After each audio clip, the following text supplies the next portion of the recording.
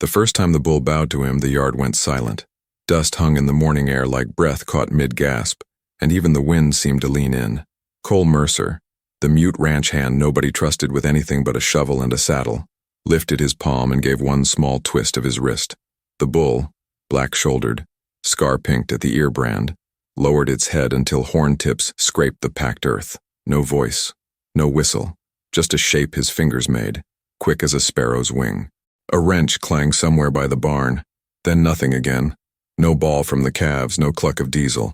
In the quiet, Cole felt the old scar in his throat tug like a stitch. He didn't smile. He didn't wave. He only breathed in the scent of alfalfa and hot iron and let the bull rise when he signed another single motion. Enough. From the porch, Ruth Kincaid shaded her eyes. Behind her, overdue notices curled like dead leaves on the kitchen table. A week of heat had baked a crust across the pond, and the cattle broker from Amarillo, Bryce Harlan, had already circled twice in his dusty Suburban, offering numbers that sounded merciful until you remembered they meant the end. Walter Kincaid kept saying they needed a miracle. He said it like you say rain. He didn't say it to Cole. The crew laughed the first time Cole tried to show them. Bulls aren't dogs, one of them said. Bulls aren't people. Bulls don't talk. Cole didn't argue. He couldn't. He went back to the pens, to the rhythm he had carved into his bones. 3 beats to settle a nervous flank, 2 to reward, 1 to release. Palms open, safe, fingers pinched, weight, thumb rolling, step.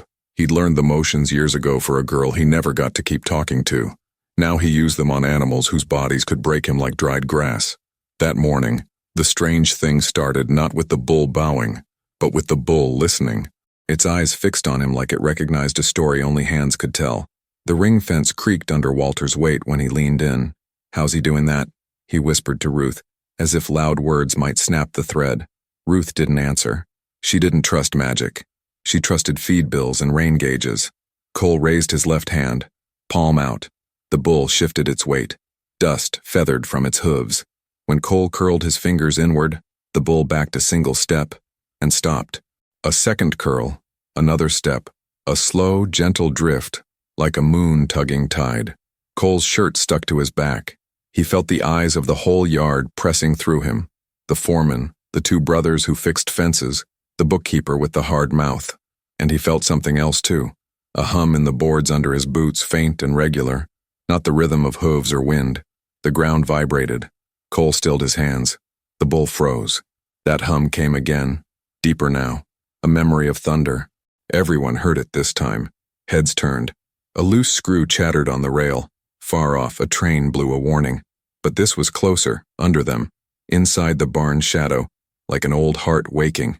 "What in the—" Walter started, then cut himself off, because the bull had lowered again unasked and was staring at the barn with the same unblinking attention it had given Cole. Ruth swallowed. The air tasted like hot pennies. "Something's off," she said, mostly to the dust. Cole signed to the bull, open, calm, and stepped backward toward the barn's sliding door. His boot heel found a board softer than it should be. It crumbled. The hum came steady now, not mechanical but alive, a resonance that remembered footsteps it hadn't felt in years. Cole crouched, brushing the powder away. Under the splintered plank his fingers found iron, cold, round, a ring set flush into the earth. He looked up. Ruth's face had gone still as a photograph.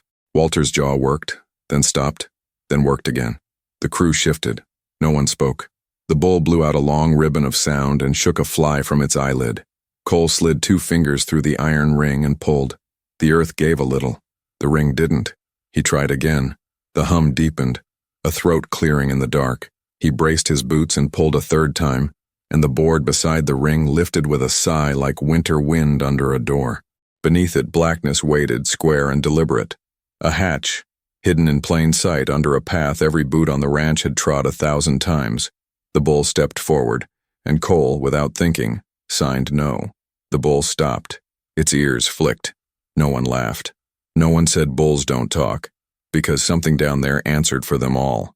A cool breath rose up from the opening, damp and old, carrying the smell of oil, sawdust, and paper that had listened too long.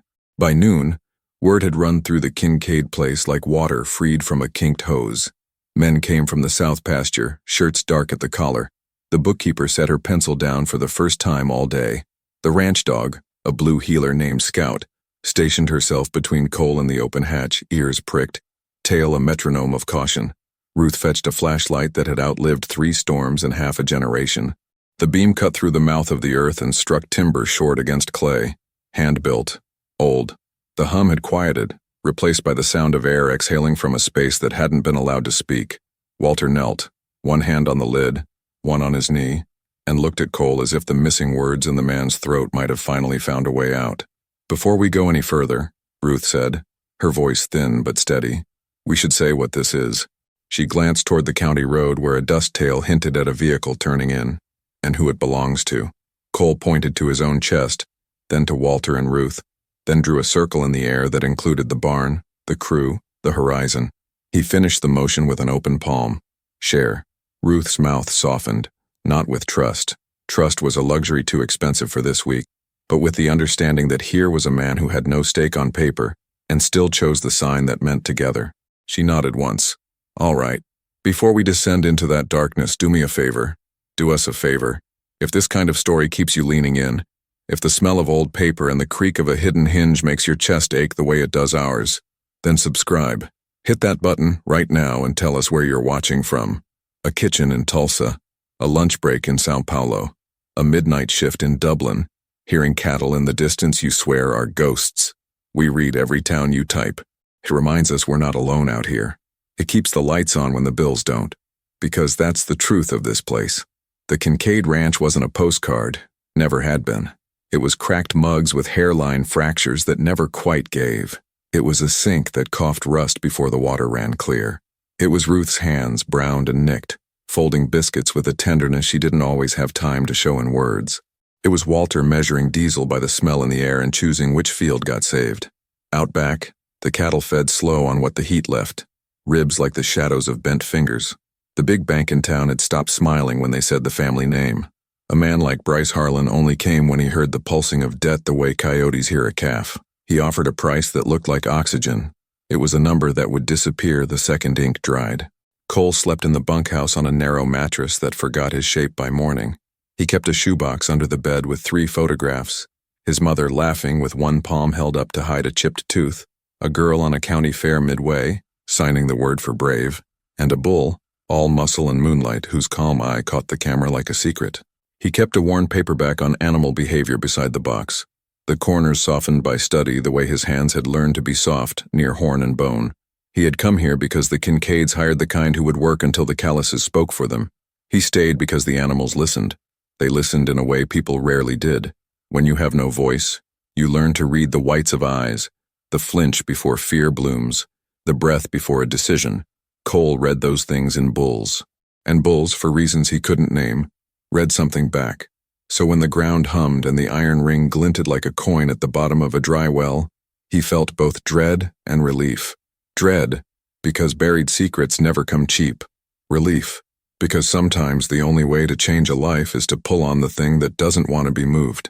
"Lights," Ruth said, handing the flashlight to Walter. She met Cole's gaze.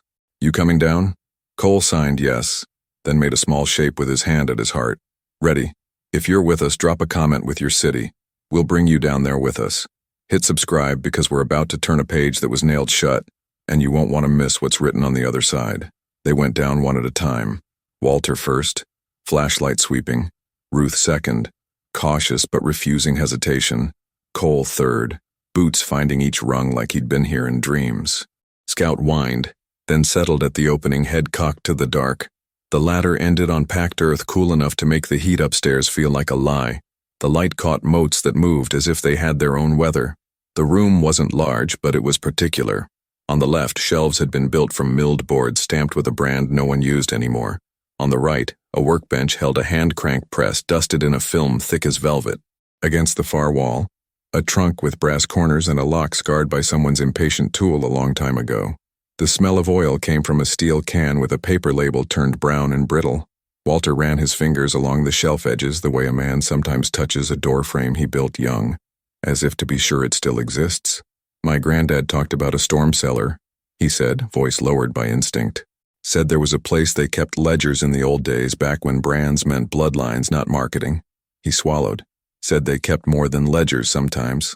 Ruth lifted the crank of the press. It squealed and then gave, turning with a rusty rhythm that matched the memory of the hum above. Cole pointed to a line of small hooks hammered into the beam above the bench. From them hung tags made of hammered copper, each stamped with a number and a tiny mark that looked familiar only once you realized what it was. A hand, open, palm out. "Is that—" Ruth started. She didn't finish. She looked at Cole. He looked back, brows raised, the question bouncing between them like a silent ball. He pointed to his palm, then to the tag, then tapped the bone under his throat. Walter knelt by the trunk. The lock's damage wasn't new.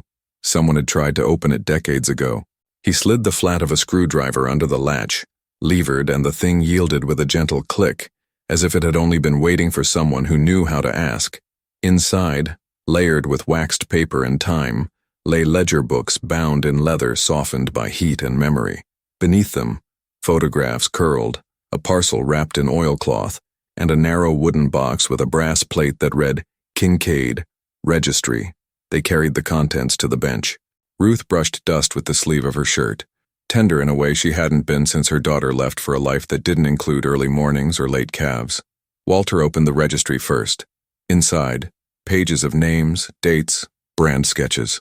On the third page, a drawing that made him catch his breath, the palm hand mark again, beside a note in tight script. Ruth read aloud because saying it made it less likely to slide away like something dreamed. "For the quiet method," she said, tracing the ink, "that tames wildness without breaking the spirit." Under it, a name neither of them had spoken in years. Ezekiel Kincaid, 1938. Cole felt a weight shift inside him. He pointed to the copper tags again. Ruth reached up, took one down, turned it over. On the back, a short sequence of lines. 3, 2, 1. She looked at Cole. He held up his hands, made those exact motions in the air. 3 to settle, 2 to reward, 1 to release. The tag trembled between her fingers. "It's a language," Walter whispered. "Not just the brand, a whole way." He thumbed through the ledger. Training notes, pairings, temperament lines, prices. His voice broke on the last word. "Good Lord." The photographs showed men and women in hats with brims like slices of sky, standing proud beside bulls that looked like boats in tall grass. In 2 of the photos, a woman stood in front. Her hands were lifted mid-air, fingers tracing shapes. The bulls looked at her the way rivers look at moonlight.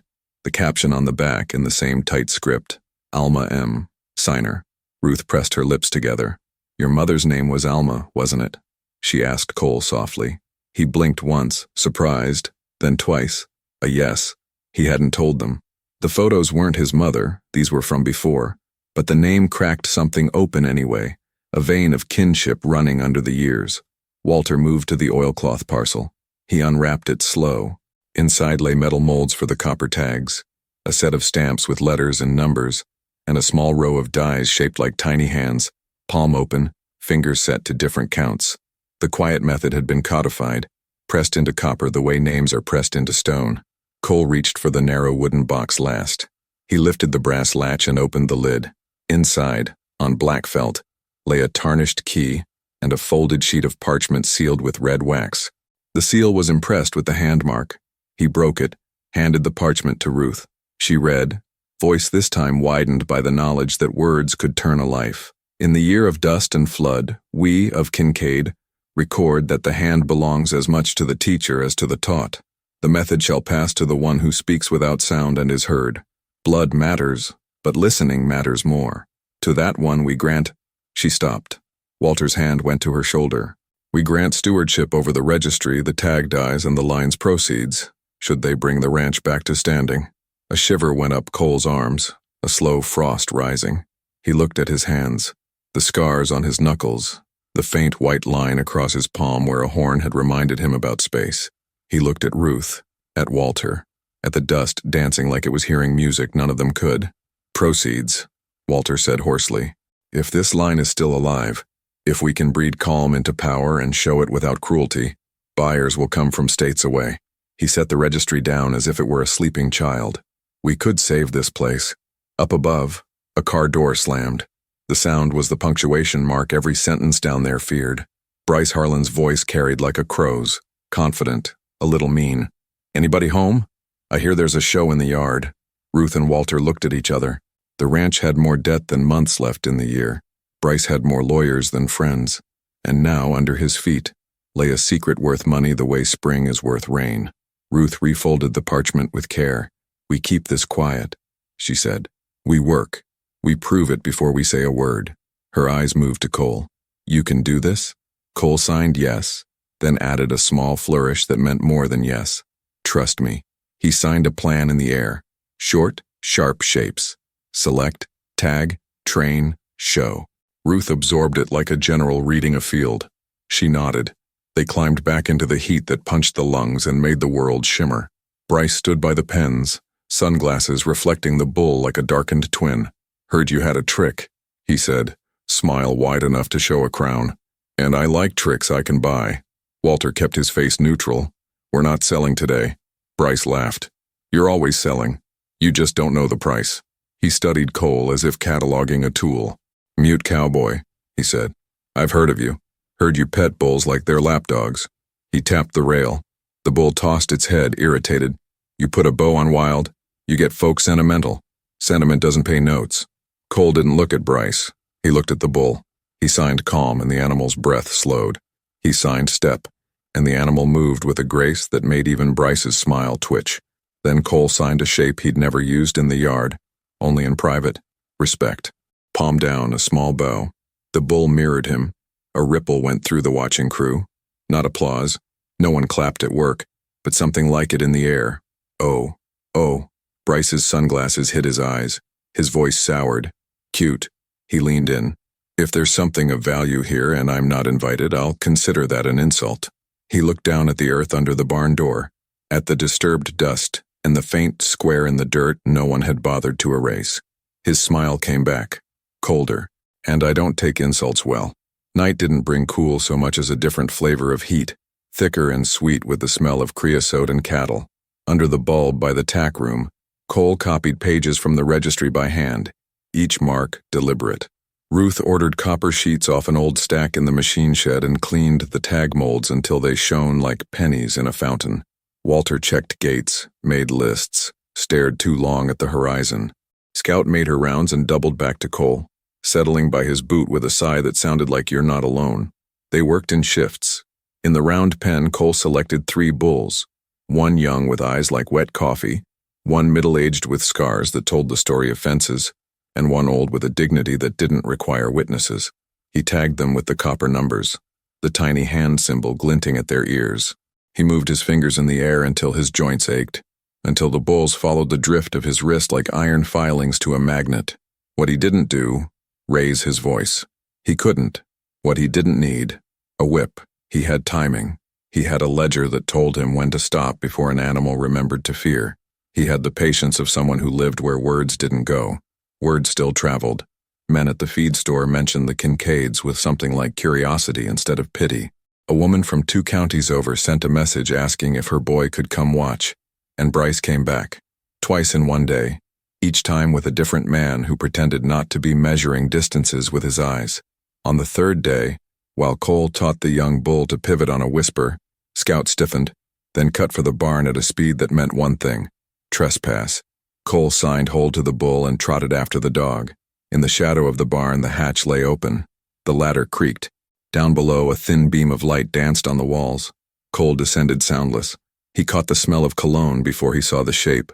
A man in a pressed shirt, narrow shoulders, gloves too clean. A small pry bar shone in his hand. He was at the workbench, packs of copper tags already in a satchel at his hip. Registry open, one page half torn. "Thought I'd save you time," the man said without turning. "Boss says this belongs in better hands." He lifted the registry, and that was when Cole moved. He crossed the space in 3 strides. The man barely had time to flinch before Cole's hand closed around his wrist. The pry bar clinked to the floor. The man twisted. Cole tightened. Tendons shifted like ropes under load. Scout growled low, pure warning. "Easy," the man hissed. "You hurt me. It's theft. I call the sheriff. You lose." He jerked his chin at the open page. "You think the law recognizes a note from 1938?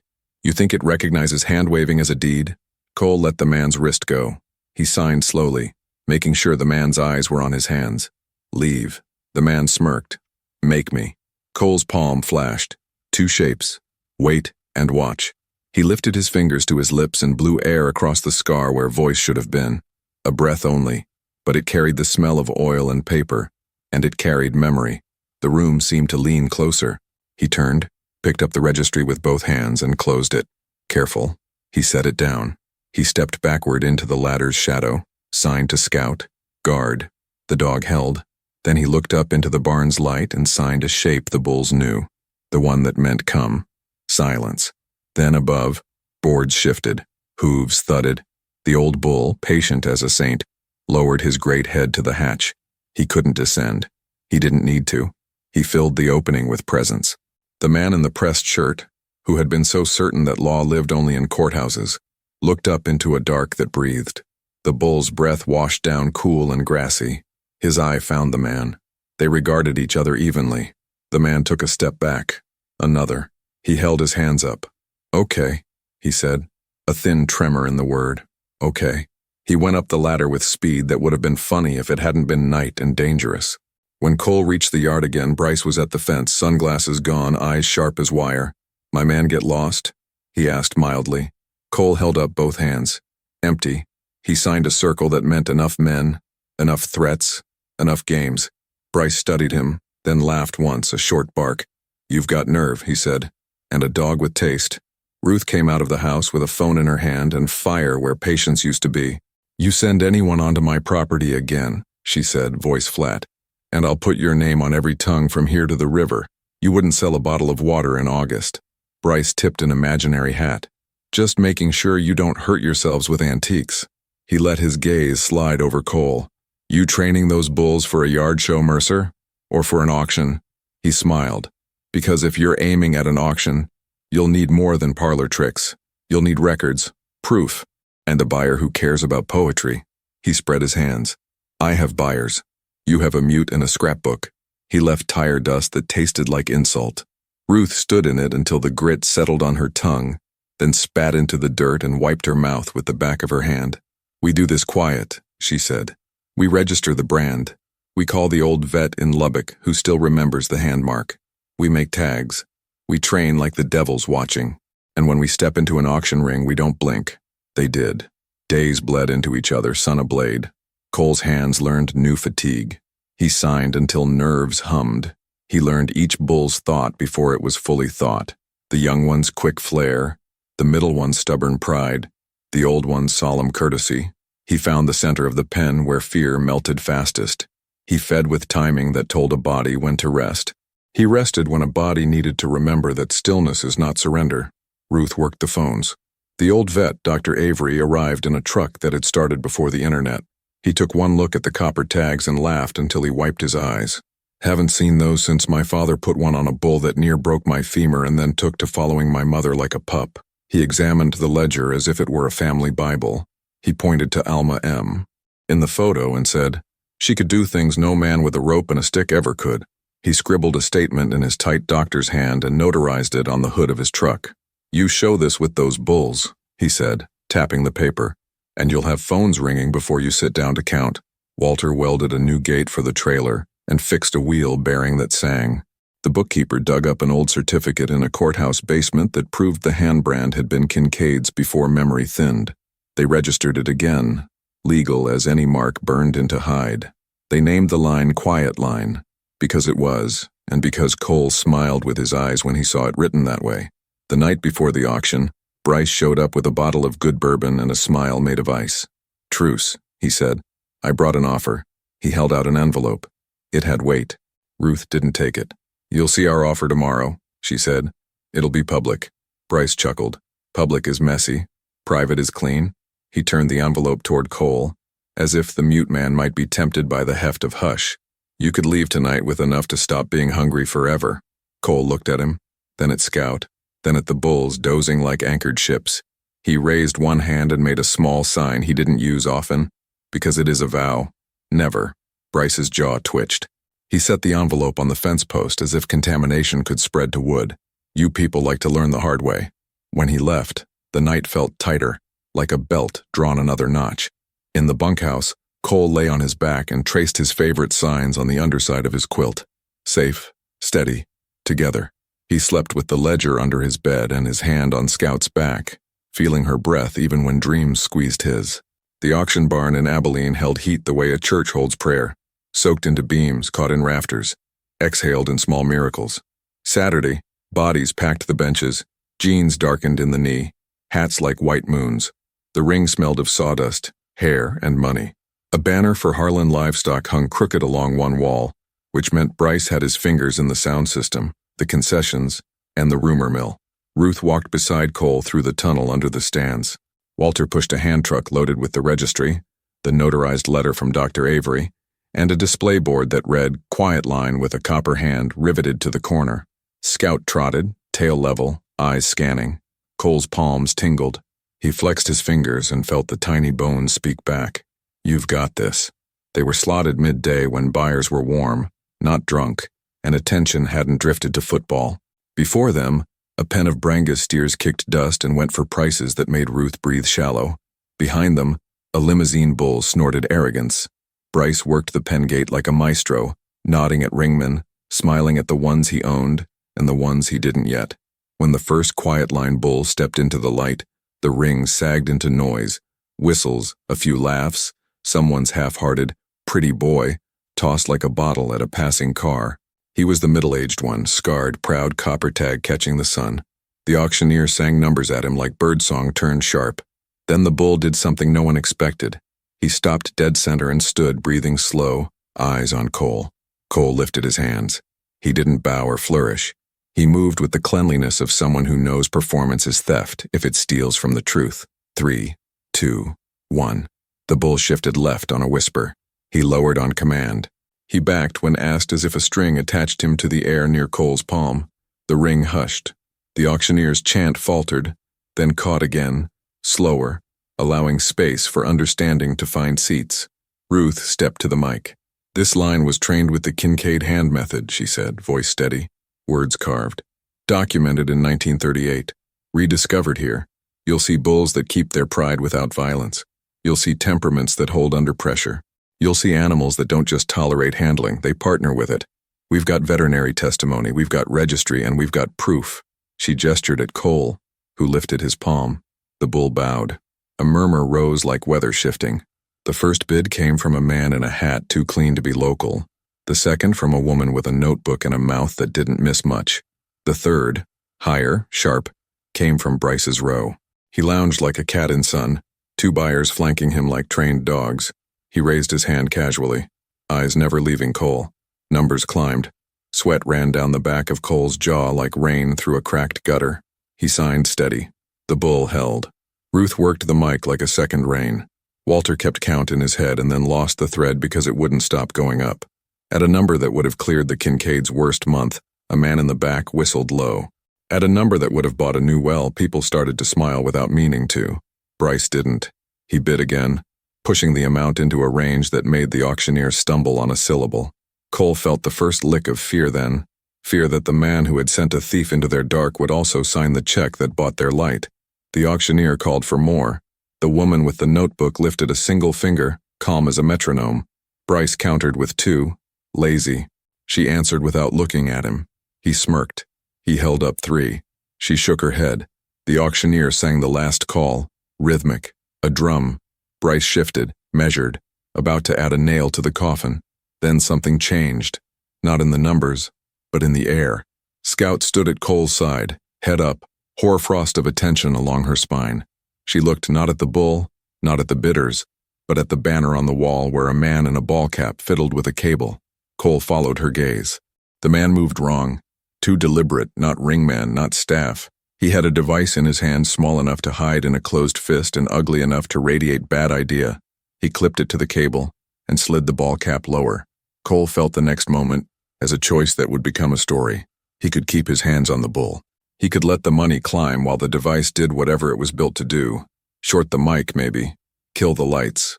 Prompt a panic that would stain their name before it had a chance to be known.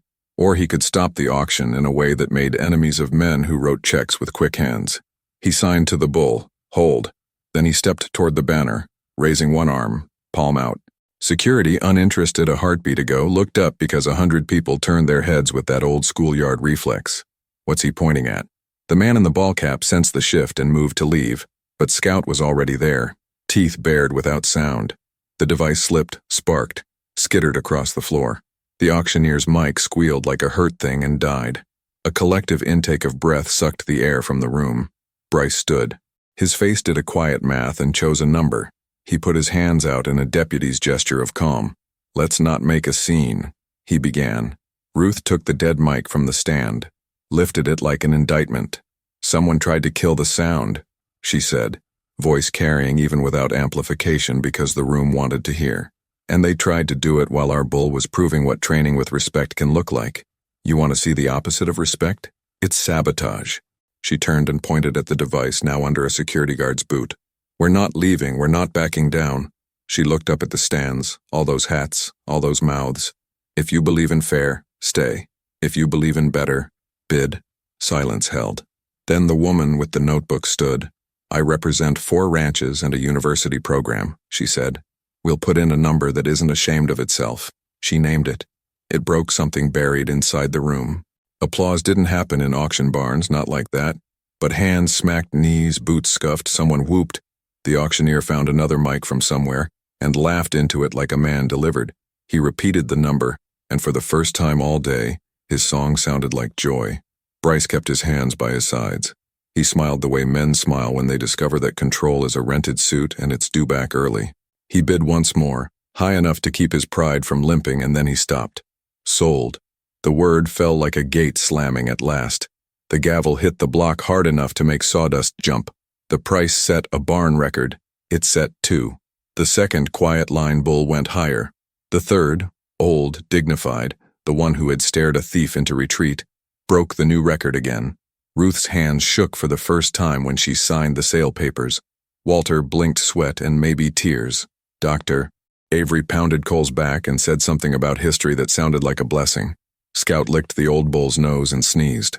When they loaded the trailer door at dusk, the sky bruised purple and gold, Bryce waited in the shadow of the cinderblock wall, eyes cold as the inside of a well. "Enjoy your moment," he said softly. "The thing about moments is they end." Cole looked at him and did something he hadn't planned. He stepped close enough that Bryce could see the scars at his throat, the place where story met skin. He raised his hand and signed a shape Bryce didn't know and didn't want to. It meant not today. It meant not ever. It meant a line inside a man that doesn't move when pushed. The check cleared faster than gossip. By Monday, the Kincaid note looked smaller than it had in a year. By Friday, a second buyer wired a deposit for breeding rights that turned Ruth's handwriting sloppy with astonishment. Walter stood at the sink and washed his hands longer than necessary, as if money had a residue he wasn't sure how to wear. He walked the fence line at sunset and talked to the posts like they were old friends returned. They didn't quit. They built. In the barn, the hatch got a proper lock, then a better door, then a light that warmed rather than interrogated. The registry moved into a fireproof safe, and copies went to 3 places with concrete and steel in their bones. Dr. Avery connected them with a genetics lab that didn't care about romance and confirmed what the ring had guessed. The quiet line carried temperament like a gift, not a trick. Cole kept training. He taught the hand to the new hands who came to learn, boys who flinched and then didn't, women whose wrists learned to speak calm. He never raised his voice. He showed them how you watch the breath, how you step in and then back with respect, how you end the day before the animal ends you. He taught them the copper tags weren't jewelry, but promises. Bryce didn't vanish. Men like him don't. He lodged a complaint with the county about brand claims. It died under the weight of notarized names and a vet who remembered. He whispered to buyers that the quiet line was a gimmick, then watched as the bulls didn't spook in thunder and children fed them apple slices, and the price per pound proved him a liar. He tried to buy a hand once, a young man named Tito, whose family needed the money. Tito looked at Cole, at Scout, at the copper tag in his own pocket, and said no in a voice that shook and held. One evening, Ruth brought out a bottle of champagne given to her at a wedding she hadn't wanted to attend. They drank it warm on the tailgate, passing the glass, laughing at the way Bubbles tried to climb backward. "To Alma," Ruth said, and lifted the glass toward the barn. "Whichever Alma you are. To the quiet that saves us. To the loud that couldn't," Walter clinked. Cole lifted his hand in the sign that meant together and held it there a breath longer than usual. The lesson wasn't that bulls bowed. The lesson was that listening could be an inheritance, and that inheritance could change a ledger. The ranch didn't become a fairy tale. Pipes still burst, calves still died, rain still ignored prayers out of spite some years, but the fear that had lived under Ruth's ribs moved out. In the space it left, gratitude took a room. Sometimes late, Cole climbed down to the cellar alone and sat on the cool earth with the registry open in his lap. He traced the tight script with one finger and felt the weight of all the hands that had signed without sound before him. He thought of the girl on the midway, the shape for Brave hanging between them like a lantern. He thought of his mother's laugh. He thought of the old bull's eye, steady as tide. He signed thank you into the dark and let the dark give it back. The last time Bryce tried to angle an invitation, it arrived as a letter with too much cologne and not enough honesty. Ruth fed it to the kitchen stove. The flame licked it, considered, then took it without ceremony. Some endings are law. Some are weather. Some you make with your own hands. You were there when the hatch opened. You breathed the dust. You felt the room tilt when the bull bowed and the past scraped its chair closer. If you want more stories like this, real people, hard land, the strange kindness buried in both, stay with us. Watch the next one queued up here. Hit subscribe so you don't arrive late and find the door already closing. Tell us where you're watching from, and we'll save you a seat near the ring.